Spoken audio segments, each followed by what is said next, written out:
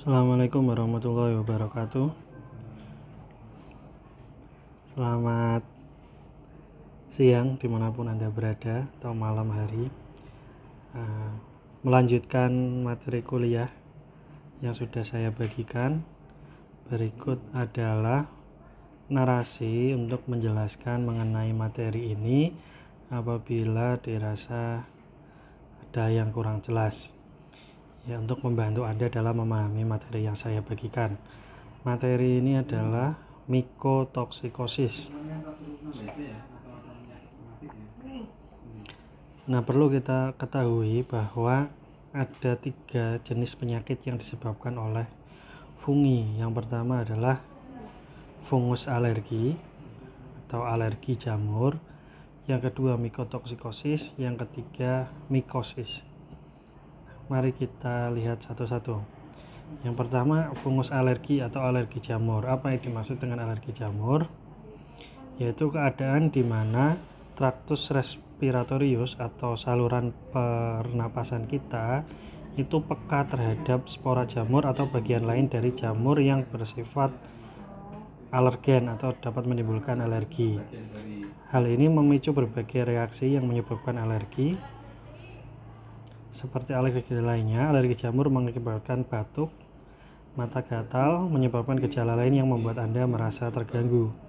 Jadi dalam hal ini, spora jamur itu terhirup oleh kita. Jadi dalam keadaan tertentu, mungkin Anda sedang ada spora jamur yang melayang-layang di udara, atau sedang mengamati jamur, terus terkena angin dan tidak sengaja terhirup, itu bisa menimbulkan reaksi alergi pada saluran pernapasan kita.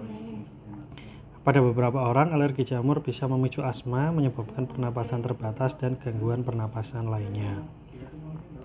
Gejalanya mencakup bersin, hidung meler, ya, ini seperti gejala alergi di saluran pernapasan pada umumnya. Hidung meler, tersumbat, batuk, mata, hidung, dan tenggorokan gatal, dan juga bisa mata berair. Lalu kemudian adalah mikotoksikosis. Apa ini mikotoksikosis? Mikotoksikosis adalah penyakit yang timbul akibat mikotoksin. Apa itu mikotoksin? Mikotoksin adalah toksin atau racun yang dihasilkan dari proses metabolisme fungi yang ikut termakan bersama makanan. Nah, jadi mikotoksikosis ini berbeda dengan keracunan akibat makan jamur.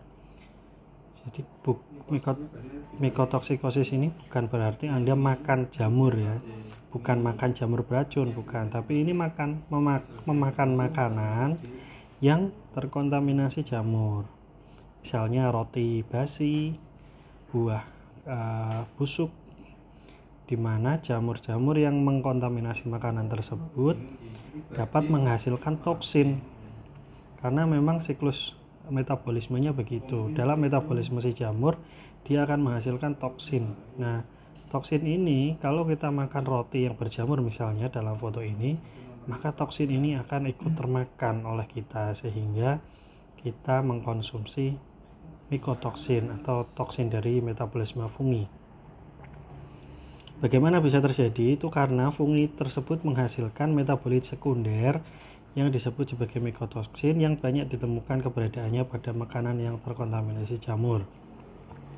Mikotoksin sendiri adalah metabolit ringan yang dapat menyebabkan penyakit pada hewan ternak, binatang, dan manusia dengan dampak yang signifikan. Mikotoksin adalah bagian dari metabolit sekunder yang dihasilkan dari fungi yang mengontaminasi makanan atau bahan mentah yang digunakan untuk memproduksi makanan. Kenapa disebut metabolit sekunder? Sekunder itu kan artinya kedua, ada yang utamanya yaitu metabolit primer. Tentu metabolit primer itu adalah zat-zat yang dibutuhkan oleh fungi tersebut untuk hidup. Sementara metabolit sekunder itu adalah metabolit yang keluar sendiri, begitu.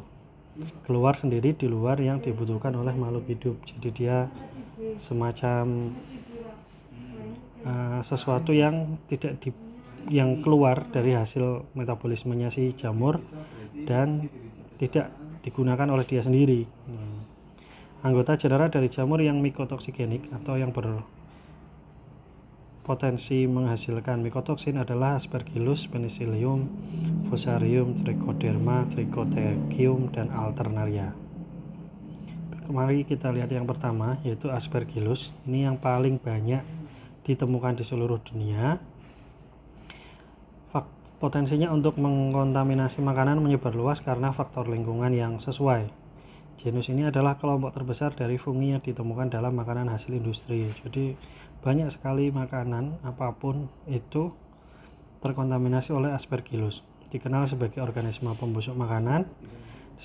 Pembusukan yang disebabkan oleh Aspergillus dapat bersifat mempengaruhi nutrisi, merubah warna, dan merubah bau.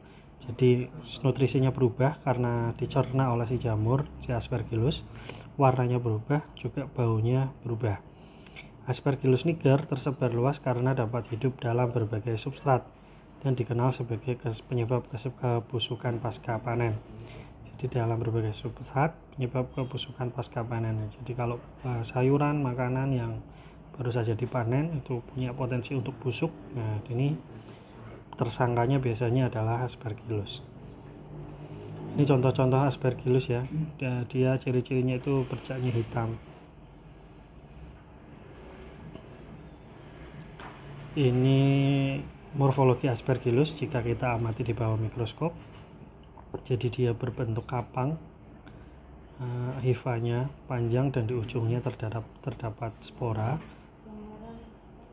Dalam kasus ini banyak juga sporanya yang kalau kelihatan di sini sporanya yang sudah lepas, jadi itu kelihatan bulat-bulat saja. Lalu ada kelompok yang kedua yaitu Penicillium. Ini juga sering ditemukan.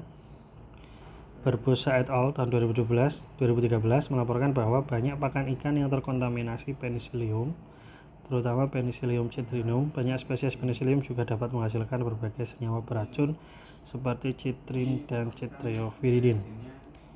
Ini contoh kontaminasi Penicillium expansum pada apel, Penicillium glaucum menyerang buah jeruk, dan Penicillium digitatum menyerang keju. Ini morfologi Penicillium, sama berbentuk kapang. Kemudian yang ketiga adalah Fusarium. Ini merupakan fungi yang sering ditemukan dalam makanan dan pakan, menghasilkan mycotoxin seperti deoxynivalenol dan zearalenol. Ini kelihatan pada jagung, itu terlihat. Kemudian yang sebelahnya ini morfologinya secara skematis. Kalau yang berwarna biru itu hasil pengamatan secara mikroskopis. Itu tadi 3 contoh jamurnya yang sangat kontaminan dan berpotensi mycotoxigenik. Sekarang mycotoxinnya, apa saja mycotoxinnya? Yang pertama adalah aflatoxin. Ini mycotoxin yang dihasilkan dari spesies Aspergillus seperti Aspergillus flavus dan Aspergillus parasiticus. Jadi Aspergillus dia menghasilkan mycotoxin namanya aflatoxin. Sering dikaitkan dengan komoditas seperti kapas, kacang tanah, rempah-rempah, pistachio, dan jagung. Terdapat 4 tipe aflatoxin yang dihasilkan yaitu B1, B2, G1, dan G2. Yang paling beracun adalah aflatoxin B1 di mana dia berpotensi karsinogenik atau menyebabkan kanker. Di mana Aspergillus yang sering kita temukan yaitu pada kacang tanah. Jadi kalau kita beli kacang kiloan itu pastilah banyak ditemui yang hitam-hitam ini. Yang kacangnya hitam, pahit, pokoknya udah nggak enak. Nah, itu berarti si kacang tanah ini terkontaminasi oleh Aspergillus dan si Aspergillus menghasilkan aflatoxin. Jadi jangan dimakan ya, sebaiknya ya dibuang saja. Masalahnya adalah kalau kita beli kacang tanah yang kiloan, semakin murah kacang tanahnya, yang hitam semakin banyak biasanya. Sementara kacang tanah yang kemasan itu biasanya jarang sekali ada bagian yang hitam-hitam ini karena mungkin memang quality controlnya menjaga demikian. Kemudian ada ochratoxin, ini dihasilkan oleh fungi dari spesies Penicillium dan Aspergillus. Sebagai contoh, Aspergillus ochraceus ditemukan sebagai kontaminan pada bir dan wine. Ditemukan pada buah anggur, Aspergillus carbonarius ditemukan pada buah anggur di mana dapat melepaskan mycotoxin saat pembuatan jus. Jadi kalau dia itu mengkontaminasi anggur, dari anggur yang sudah lama disimpan itu akan terkontaminasi Aspergillus, lalu pas dibuat jus dia akan melepaskan mycotoxinnya. Diketahui juga dia karsinogenik ya, menyebabkan kanker, nefrotoksin, dan sering dikaitkan dengan tumor pada jalur urinary manusia. Kemudian ada fumonisin, yaitu mycotoxin yang dihasilkan oleh fungi dari spesies Fusarium, terdapat pada biji-bijian pembuat sereal seperti gandum dan jagung. Beberapa jenis toksin dari Fusarium yang lain adalah beovercin dan eniatins, butenolid, equisetin, fusarin, deoksinivalenol, dan zearalenol. Lalu ada citrinin, ini adalah racun yang pertama kali diisolasi dari Penicillium citrinum, tapi kemudian berhasil diketahui terdapat pada banyak spesies Penicillium lain dan beberapa spesies Aspergillus. Lalu juga citrinin pernah dikaitkan dengan kejadian yellow rice disease di Jepang. Jadi yellow rice itu kan artinya beras, padinya itu menguning. Padi maksudnya itu berasnya menguning di Jepang dan diketahui bersifat nefrotoksin pada binatang percobaan. Lalu ada patulin, ini mycotoxin yang dihasilkan oleh Penicillium expansum, Aspergillus, Penicillium, dan fungi dari spesies Specylomyces. Sering ditemukan pada buah-buahan, misalnya apel dan sayuran. Ini ringkasannya. Mycotoxinnya apa? Bisa dilihat dia dihasilkan dari terdapat pada komoditas apa dan dihasilkan dari fungi jenis apa. Selebihnya bisa Anda lihat di sini. Pertama deoksinivalenol dari gandum ya, white barley dari Fusarium, sumbernya dari Fusarium. Efeknya kemudian ada efeknya di sebelah kanan. Kemudian zearalenol dari wheat juga gandum, penyebabnya Fusarium. Ochratoxin pada gandum sereal, Aspergillus ocraceus. Fumonisin pada maize, Fusarium menilformi. Kemudian aflatoxin pada kacang karena disebabkan oleh Aspergillus. Lalu kalau keracunan akibat mycotoxin ini apakah bersifat akut atau kronis ya? Nah, akut atau kronis ini tergantung jenis dan jumlah toksin yang terkonsumsi. Mycotoxikosis ini biasanya kronis. Kronis itu kan terpapar racunnya lama tapi sering sedikit tapi dalam waktu yang lama. Kenapa? Karena kan misalnya kita terkena racun tadi dari kacang tanah, kan sekali makan itu kacang tanahnya aja kecil, pasti jamurnya lebih kecil lagi. Kemudian mycotoxinnya pasti lebih sedikit lagi dari jumlah jamurnya, sehingga sekali masuk itu sedikit, sehingga seringkali kita makan itu tapi nggak apa-apa, tidak menunjukkan gejala yang singkat langsung gitu. Tapi kalau sering makan begitu, yang sudah bau busuk-busuk gitu ya, anak kos misalnya, rotinya disimpan lama, buahnya juga yang sudah lama, itu kemudian sering dikonsumsi, maka itu bisa menimbulkan gejala kronis. Tapi ada juga yang akut ya, beberapa kasus bisa sampai akut.